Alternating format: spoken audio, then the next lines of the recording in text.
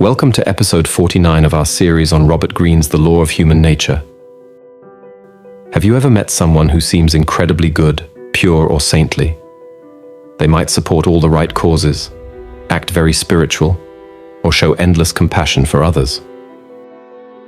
While some people are genuinely kind and moral, others might be putting on an act.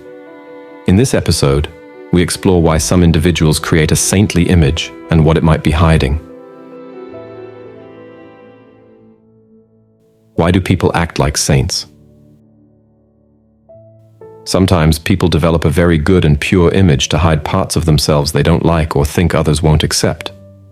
For example, 1. They might have strong desires for power or attention. 2. They could have intense physical or sexual appetites they're ashamed of. 3. They might be hiding selfish or aggressive tendencies.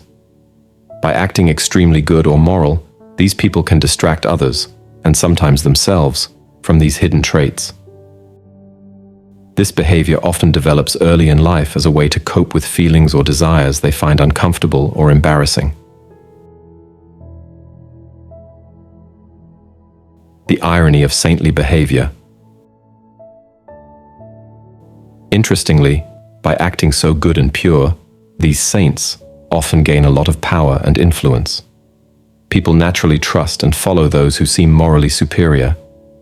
This can lead to some unexpected and potentially dangerous situations. 1. Religious or spiritual leaders might gain devoted followers. 2. Politicians might rise to powerful positions. 3. Social figures might become celebrated for their apparent goodness.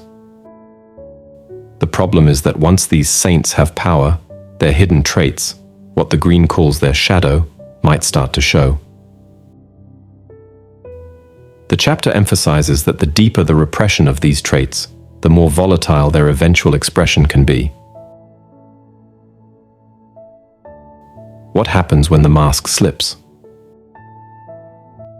When saints gain power or face stress, cracks in their perfect image can appear.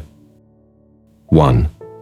They might become very intolerant of others who don't meet their high standards. 2. They could punish or attack those they see as impure or wrong. 3. They might secretly indulge in the very things they publicly condemn, like a spiritual leader having affairs with followers. 4.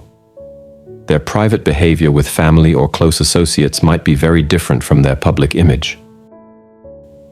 The Greene notes that these individuals often appear saintly in public, but their family or spouse may see a completely different, even demonic side in private. A historical example: Robespierre. The Maximilien Robespierre, a leader in the French Revolution. He was called the Incorruptible because he seemed so pure and devoted to justice. However, when he gained power, he became ruthless, sending many people to be executed by guillotine. The As states that, under his reign, the guillotine was never busier.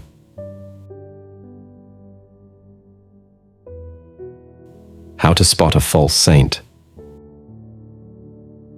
Real, genuinely good people exist, but they usually don't need to show off their goodness or seek power. To tell the difference between real and fake saints, the Greene suggests: 1. Look at their actions, not just their words. 2. Pay attention to how much they seem to enjoy power and attention. 3. Notice if they've gained a lot of wealth while preaching about simplicity or sacrifice. 4. Look for signs of secret relationships or behaviors that go against their public image.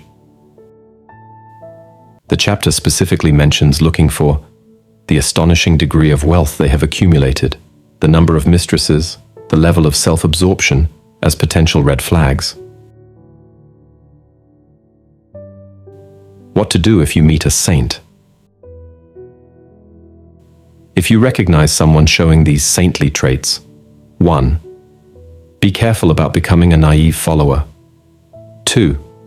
Keep some emotional distance to maintain your perspective. 3. If they're opposed to you, calmly point out any clear signs of hypocrisy in their behavior. A twist on the saint. The ultra-free spirit.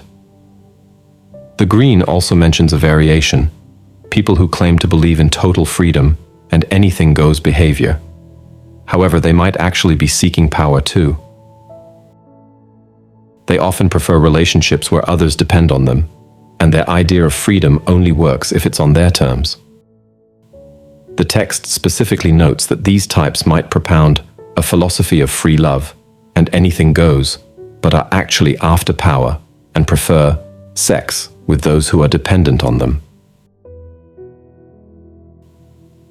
In conclusion, understanding the false saint helps us navigate relationships with charismatic or seemingly virtuous people. It reminds us to look beyond surface appearances and to think critically about those who claim moral superiority.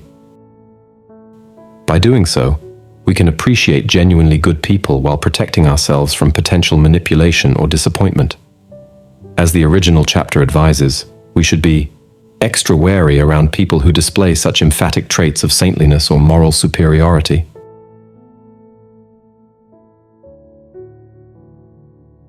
We're currently accepting support through likes on our video, which motivate us to create top-quality content just for you. If you find something relatable, please share your thoughts and personal experiences in the comments. Your insights could be valuable to others. Also, make it a daily habit to learn something new. The content you consume feeds your mind, so be intentional about it. Without careful choice, algorithms might shape your thoughts for you, so stay mindful. Finally, don't forget to subscribe.